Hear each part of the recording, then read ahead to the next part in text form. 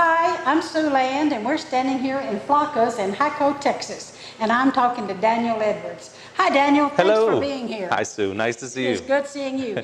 Daniel is the author of the latest, greatest Billy the Kid book called Billy the Kid, an Autobiography. Now, that book's out about 4 years now, so tell me what's new with it. Oh my, so we've been digging into the story of Brushy Bill Roberts even after the book has been published, and what's great is that William V. Morrison, who wrote the original Alias Billy the Kid book, he actually gave a lot of his original papers to museums, university archives and things like that, so they are there if you have the time to go dig and find them like I've been doing for the past 4 years. There's some really remarkable things in there. So really what I wanted to do is I wanted to find out what was really going on between Brushy and his lawyer, Morrison, and was this a publicity stunt? Was this something he was just trying to make money off of, or was this a legitimate attempt to get a pardon? And if you look at those original documents, you find that it actually was a legitimate attempt to get a pardon and not a publicity stunt. So it's pretty exciting stuff. It really is, but now I know that, you know, there is all kinds of things that's going on with Billy the Kid.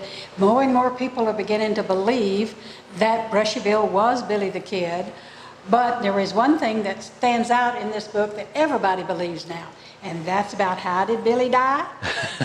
Right here in Hyco, right on the street corner of a heart attack. And you're right about that. The amount of people that have come to rally around the story of Brushy Bill Roberts is amazing. Frankly, even in the 4 years ago versus today, it's remarkable. There's now Facebook groups, there's now online forums, there's just quite a bit of people that really see the common sense in the Brushy story as opposed to the lie, we would say, propagated by Pat Garrett over 100 years ago. So when you really look at the story of Pat Garrett, there's no evidence whatsoever that he killed Billy the Kid. There's no body, there's no photos. The coroner's jury that he made was lost. I don't know how that happens, and he killed the most notorious desperado in the history of the Wild West. So we made another one. That one was misplaced as well. I don't know how that happens the second time. And then the third one came out and said he really sure does deserve the reward, which is a little bit uncommon when it's usually something to say, yeah, the guy's dead and this is who he is. So it's interesting stuff. But yeah, to your point, people are rallying around the story. It makes a lot more sense, and new facts are coming out every day to support his claim of being Billy the Kid. Well, I know that you have done a lot of research, and that is one of the things you majored in all your life just about. And I think that's wonderful because I love history. Yeah. But when I first moved here, which was back in 2007, I was learning about Billy the Kid then, because all I knew about was way long ago what Hollywood said. Sure. So it's really great, but I'm also finding out other things I didn't know.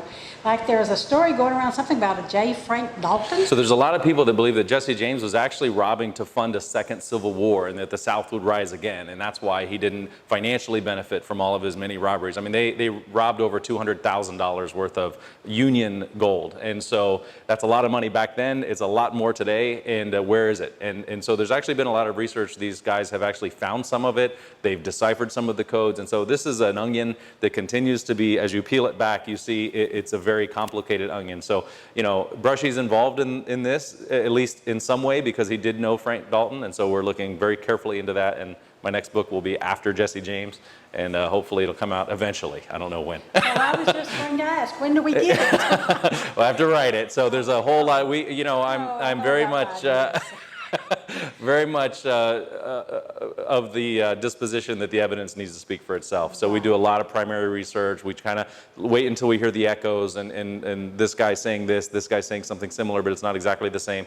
And then we dive into that and try to corroborate it with primary evidence. And so that's what I do, and I'm working on it. So hopefully the fate is kind. So technically, at 12 years of age, my husband could have actually met Jesse James. Is that right? Yeah, because it was the James boys that came to visit his grandmother. Wow. And they came in, he said, long black beard, long black hair. They wouldn't sleep in the house. Wow. They were a little edgy, weren't they? They were a little edgy. The reporter showed up and they were anywhere to be found. Yeah, They had disappeared. So that's possible. Yeah. I'm going to have to tell his sister that that's possible. Well, we may need to do some primary research and ask you a bunch of questions. You may need a deposition or something. We'll see about that. But anyway, I'm so glad that you're doing that. I really am, and I'm going to look forward to it. So immediately, though, what you got coming up? Well, first, if you don't mind, I have a personal connection to the story, if I could tell you this. Oh, absolutely. And I was surprised to find this. So as I'm doing my research on Jesse James, I found that the governor of Missouri, Thomas Crittenden, pardoned both Robert Ford and Frank James, Jesse's brother, who was obviously a notorious outlaw, but yet he was pardoned completely. When he left office, he was replaced by former Confederate General John S. Marmaduke. I know that name, and the reason I know that name is my great-great-uncle actually captured General Marmaduke on the battlefield. My great-great-uncle was a private. He was wounded, he was running away, and ran the wrong direction. And so he was running towards the Confederates by accident, and the general, seeing his men, what he thought were his men, fleeing battle, ran out to yell at him and dress him down and say, "Get back out there and get the battle." And my great-uncle realized that it was the General Marmaduke. And so he captured him and took him back, and he won the Congressional Medal of Honor. So my family actually captured the governor of Missouri on the battlefield back in 1860s, so during the Civil War. So. Well, that outdoes any relative I've had. Well, maybe I can capture Jesse, and I'll do him proud. You know, we'll hope. We'll hope for that. Well, so you don't have anything immediately coming up? Like, when are you going to come back and visit with us? Well, I love Hico. It's one of the best representations of the state of Texas, in my opinion. It's just a great community. Everybody's somebody in Hico. You got a great festival out here. I want to go see it all and maybe eat a little bit of steak or something. So see all the crafts and the different local people. So that's the first thing, and then I'll come back as often as I can, as much as you'll have me, Sue. You know, I never turn down a free meal. So well, we appreciate you being here. Thank you so much. Thank you. It's great to see you. My pleasure.